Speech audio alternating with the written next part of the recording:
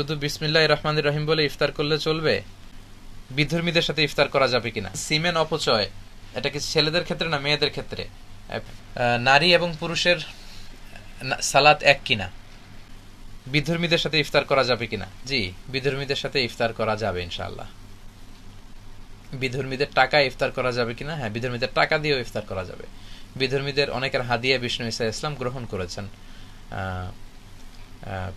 রোমের বাদশাহ হাদিয়া দিয়েছেন, বিষ্ণুনবী গ্রহণ করেছেন। বিধর্মী ছিল মুকাওকিস, তখন ফারাও, তখনকার ফেরাউন, মিশরের বাদশাহ হাদিয়া দিয়েছেন, বিষ্ণুনবী গ্রহণ করেছেন। এটা গ্রহণ করা জায়েজ আছে ইনশাআল্লাহ। শুধু বিসমিল্লাহির রহমানির রহিম বলে ইফতার করলে চলবে? হ্যাঁ, চলবে। আপনি খাবার শুরুতে বিসমিল্লাহ বলবেন।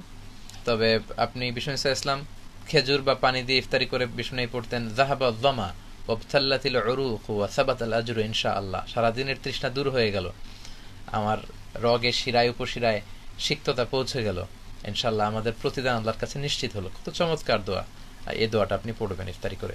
একজন প্রশ্ন করেছেন সিমেন অপচয় এটা কি ছেলেদের ক্ষেত্রে না মেয়েদের ক্ষেত্রে?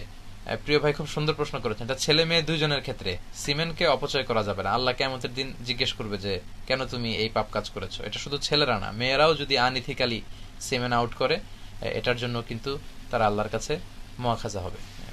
নারী এবং পুরুষের সালাত এক কিনা, এ বিষয়ে আবহমান কাল থেকে দুইটি মতামত মুসলিম বিশ্বে প্রচলিত হয়ে আসছে।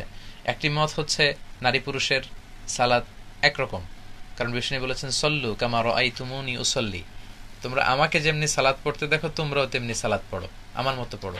তো বিশ্বনবী নারী পুরুষ সবার জন্য আদর্শ, তাই নারী পুরুষের সালাতের কোনো পার্থক্য নেই। এটা হচ্ছে একটা মত। আরেকটি মত, যেই মতের ধারক বাহক হচ্ছে আহনাফরা, হানাফি মাযহাবের স্কলাররা এবং হাম্বলি মাযহাবের স্কলাররা। আল মুগনি একটা কিতাব আছে লি ইবনি কুদামা, ওনার লেখা এই কিতাবের ভেতরে এবং আরো কিছু বইতে তারা এই মতামত প্রকাশ করেছে যে হাম্বলি মাযহাবের কিছু স্কলাররা তারা মতামত দিয়েছে যে পার্থক্য আছে এবং আহনাফরাও সাপোর্ট করেছে। তাহলে আমি বলছিলাম নারী পুরুষের সালাতের ব্যাপারে দুইটা মত। প্রথম মত হচ্ছে যে কোনো পার্থক্য নেই, নারী পুরুষের সালাত এক। আরেকটি মত হচ্ছে যে পার্থক্য আছে। তারা দলিল হিসেবে এনেছে যে নারীদের পার্থক্য আছে এই কারণে নারীরা ইমাম হতে পারে না, সালাতের ইমাম হবে পুরুষেরা। কোনো কারণে যদি নারীরা ইমাম হয়ও পুরুষ পেছনে থাকতে পারবে না, শুধু নারীদের নামাজে নারীরা ইমাম হতে পারবে in case of emergency. Umm Salama, Aisha রাদিয়াল্লাহু আনহা, বিশ্বনবীর স্ত্রীরা মাঝে মাঝে জোহরের সালাতে আসরের সালাতে ইমামতি করেছেন। এটা ইন কেস অফ ইমার্জেন্সি, এটা তাদের সব সময়ের আমল না। তো সেক্ষেত্রে আবার শর্ত হচ্ছে জাহারি কেরাতে নারীরা আওয়াজ করে পড়তে পারবে না। যেমন আমি পুরুষ, আমি মাগরিবের নামাজের ইমামতি করলে আওয়াজ করে সূরা পড়ব, কিন্তু নারী যদি ইমাম হয়, পুরুষদের তো ইমাম হতেই পারবে না, শুধু নারীদের হতে পারবে ইন কেস অফ ইমার্জেন্সি, কিন্তু তিনি আওয়াজ করে, তাদের কোনো জাহারি কেরাত নেই, সব সিররি। আবার আমি সামনে দাঁড়াবো, সব মুক্তাদিরা আমার পিছনে দাঁড়াবে, পুরুষদের ক্ষেত্রে এটা নিয়ম। কিন্তু নারী যদি কখনো ইমাম হয়, তিনি সামনে দাঁড়াতে পারবেন না, একই কাতারে সমান হয়ে দাঁড়াবেন। তো এই তো কিছু পার্থক্য পাওয়া গেল। আবার পার্থক্য আছে সাতারের ক্ষেত্রে। আওরা, পুরুষদের আওরা হচ্ছে নাভি থেকে হাঁটু, কিন্তু নারীদের সারা দেহ ঢেকে রাখতে হয়। আবার নামাজে যদি কোনো ভুল হয়, ইমাম সাহেব ভুল করেন, আমরা পেছন থেকে পুরুষরা পড়বো সুবহানাল্লাহ।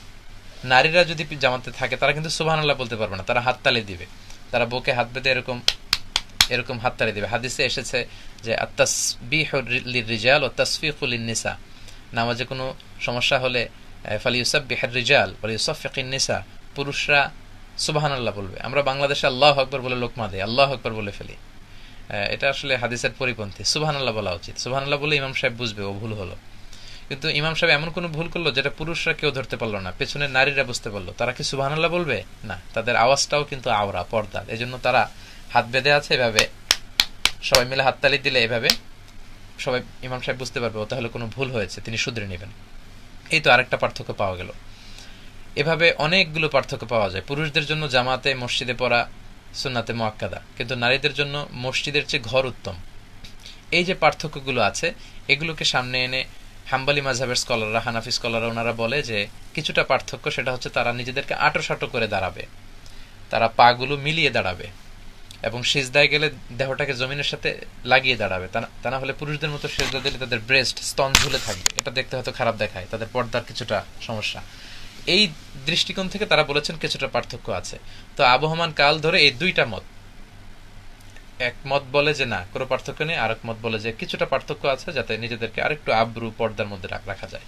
তো যেহেতু ফ্লেক্সিবিলিটি আছে, আপনি যে কোনো মত গ্রহণ করতে পারেন।